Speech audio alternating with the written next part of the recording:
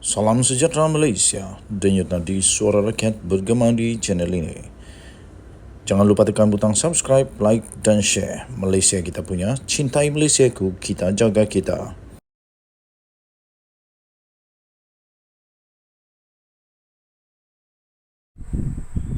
Salam sejahtera Malaysia, denyut nadi suara rakyat bergema di channel ini. Baru-baru ini kita dikejutkan dengan satu pendedahan daripada ahli parlimen, daripada Menteri KDN sendiri, yang bahawa mungkin ada tidak dapat menolak, menafikan kemungkinan adanya kuasa politik, orang-orang politik yang menaungi judi dalam talian. Dan itu semua akhirnya membentuk satu persoalan, membentuk satu, seperti yang saya selalu katakan, misteri. Siapa ahli politik, siapa orang politik, siapa parti politik yang menaungi payung di dalam judi talian ini. Akhirnya pihak polis tampil memberikan maklumat, mengongsikan kemaklumat yang dikongsikan di malaysiakini.com bertarikh 17 Jun 2023 dengan tajuknya Pihak Politik Payung Judi Dalam Talian. Polis SPRM kongsi maklumat. Mari kita lihat bersama-sama apa yang ada dalam berita penting ini.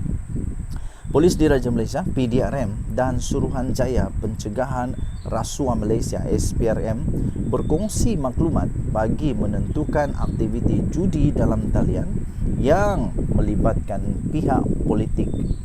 Ketua Polis Negara sendiri, iaitu Tan Sri Akhil Sani Abdullah Sani, berkata pihaknya telah menerima maklumat berhubung perkara itu dan siasatan sedang dijalankan. Maknanya benda ni sudah dalam siasatan kerana perkataan dia sedang dijalankan. Maksudnya sudah berlangsung. Bukan akan, tapi sedang dijalankan. Katanya PDRM mengulangi komitmen tidak akan membiarkan kegiatan yang menimbulkan kemudaratan kepada masyarakat dan negara, serta segala langkah yang diambil adalah berteraskan undang-undang, menurutnya dalam satu kenyataan pada malam ini. Semalam, Menteri Dalam Negeri, ini yang saya kata ni, Menteri Dalam Negeri sendiri, iaitu Datuk Seri Saifuddin Nasution Ismail, telah pun mendedahkan di mana? Di Dewan Rakyat. Di Dewan Rakyat yang mulia itu. Dewan Rakyat yang memang tempat untuk memperkatakan perkara-perkara ini. Bukan hanya di news, bukan hanya di media sosial, bukan hanya di huha di media sosial, tetapi di Dewan Rakyat. Kalau berani di Dewan Rakyat, kerana di Dewan Rakyat itu betul akan diminitkan. Jadi semalam Menteri Dalam Negeri Datuk Seri Saifuddin Nasution Ismail mendedahkan di Dewan Rakyat bahawa ada wujud elemen naungan politik dalam kegiatan perjudian dalam talian di negara ini. Saifuddin berkata, elemen itu menjadi kekangan terbesar kepada Kementerian Dalam Negeri dan juga PDRM serta kerajaan secara keseluruhannya dalam usaha untuk membenteras kegiatan tersebut. Saya setuju. Bukan mudah untuk nak membenteras ini kalau adanya kuasa besar politik, kalau adanya orang-orang politik yang melindungi. Apatah lagi kalau mereka sentiasa ada maklumat. Setiap kali operasi dijalankan, mereka ada maklumat, mereka bagi tahu, semua dapat bersedia, tak dapat tangkap. Ini tak betul. Ini salah. Macam mana kita nak menyelamatkan negara Malaysia kalau ada perkara ini? Kerana itu, saya admin Tweet TV ingin mendoakan Polis Diraja Malaysia, Suruhanjaya Pencegahan Rasuah Malaysia, dan juga menteri yang berkenaan dan semua penguat kuasa supaya mereka diberikan kebijaksanaan, kekuatan, keberanian, kesihatan dan segala yang diperlukan untuk menangani kegiatan yang salah ini. Mari kita sama-sama rakyat Malaysia mendoakan mereka supaya perjudian dalam talian yang tak baik, salah, banyak kerugian untuk Malaysia ini dapat dihentikan segera. Dan kita juga berharap semoga orang-orang yang menaungi ini dapat dihadapkan ke pengadilan supaya tak ada lagi orang yang berani sewenang-wenangnya buat perkara seperti ini. Apapun apapun keuntungan yang dapat daripada naungan itu adalah keuntungan jangka pendek, tetapi kerugian jangka panjang itu lebih memudaratkan. Kita jumpa lagi, bye bye. Salam sejahtera Malaysia, Denyut Nadi Suara Rakyat bergema di channel ini. Selamat menyambut hari Sabtu, selamat menyambut hujung minggu kepada anda semua, terutamanya untuk pekerja-pekerja sektor awam, untuk perkhidmatan awam yang hari ini bercuti. Selamat menyambut hari bersama keluarga.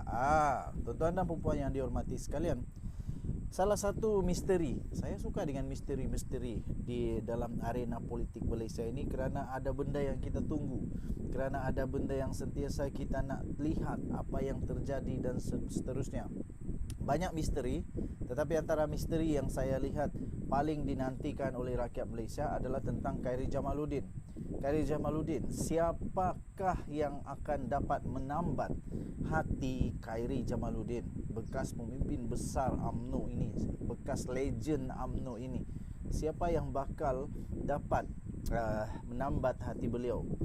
Kita sudah tahu bahawa Muhyiddin Yassin sudah pun menawarkan tawaran yang amat besar, yang kalau ada orang memang gila kuasa, memang ada mau pangkat, dengan mudah kata, ya okey, terima kasih, saya pasti masuk, kerana ditawarkan sebagai ahli majlis tertinggi ataupun apa itu ya, AMT ke apa nama dalam Bersatu, saya pun tak berapa ingat lah, tapi dia ditawarkan sebagai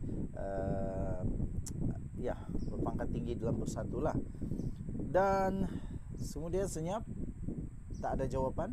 Tapi baru-baru ini yang membuatkan kita semakin misteri ialah apabila kelihatan disahkan Khairy Jamaluddin bersama-sama dengan Datuk Seri Anwar Ibrahim dalam satu mesyuarat khas. Belum pernah berlaku di dalam Malaysia ini. Khairy Jamaluddin dipanggil oleh Anwar Ibrahim untuk satu mesyuarat yang saya fikir misteri. Dan Khairy Jamaluddin dipanggil untuk mesyuarat itu. Mesyuarat itu pula bukan mesyuarat yang kecil-kecilan, tapi mesyuarat yang amat penting untuk negara Malaysia, iaitu perbincangan tentang ekonomi bersama Perdana Menteri Datuk Seri Anwar Ibrahim. Ini menyebabkan banyak spekulasi, termasuklah saya. Saya berfikir mungkinkah Khairy Jamaluddin sah akan menyertai Kem Anwar?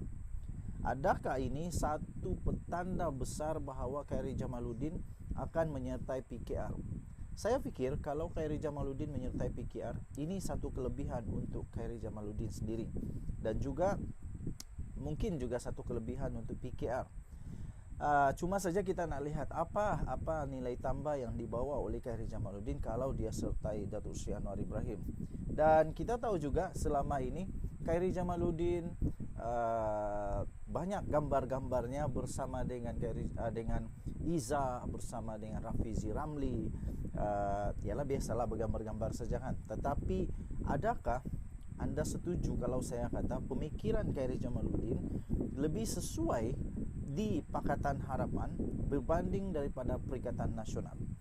Penyertaan bekas Ketua Pemuda UMNO iaitu Khairy Jamaluddin Abu Bakar dalam satu perbincangan ekonomi bersama dengan Perdana Menteri Datuk Seri Anwar Ibrahim pada Jumaat yang lalu, sedikit sebanyak dilihat menimbulkan banyak tanya-tanya.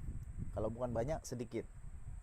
Bekas ahli Parlimen Rembau itu hadir dalam satu mesyuarat tersebut bersama beberapa pakar ekonomi lain, termasuklah ahli Parlimen Titiwangsa iaitu Datuk Seri Johari Ghani. Mereka ini semua pakar-pakar, dan Khairy Jamaluddin pun dipanggil di sana. Okey, jadi tuan-tuan dan puan yang dihormati sekalian, Anwar berjumpa dengan Khairy Jamaluddin dan pakar-pakar ekonomi. Adakah ini menunjukkan bahawa Datuk Seri Anwar Ibrahim sebenarnya sangat menghargai nilai yang ada pada Khairy Jamaluddin? Perdana Menteri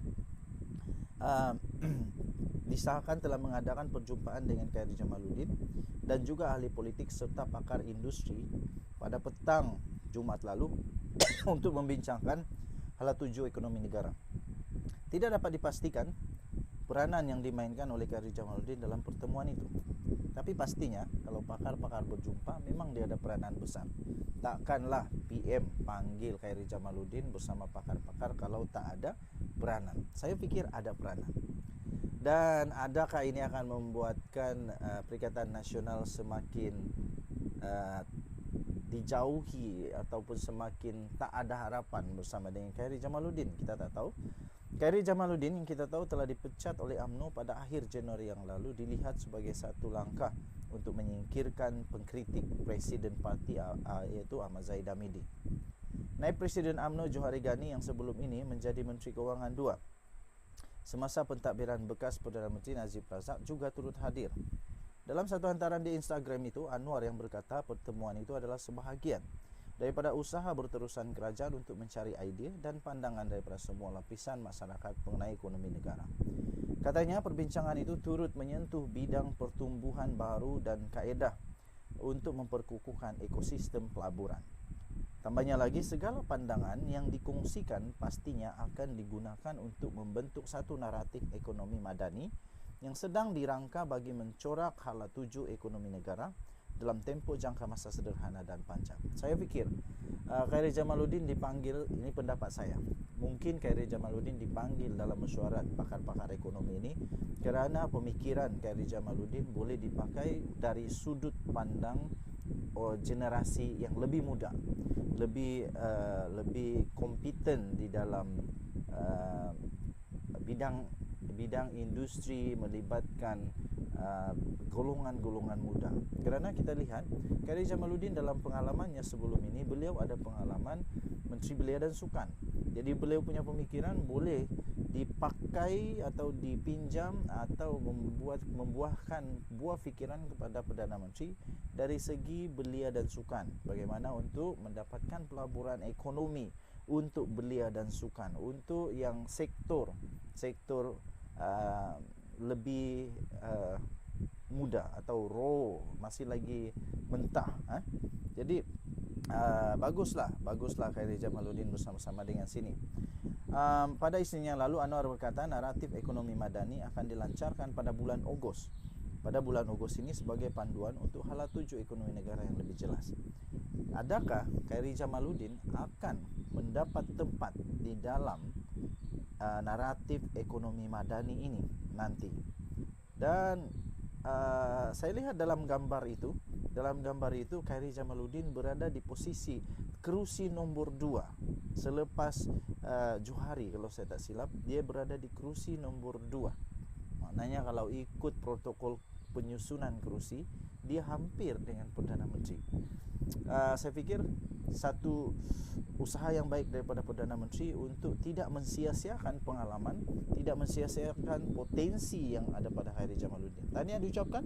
Denyut Nadi, Suara Rakyat bergema di channel ini. Jangan lupa tekan butang subscribe, like dan share. Bye-bye.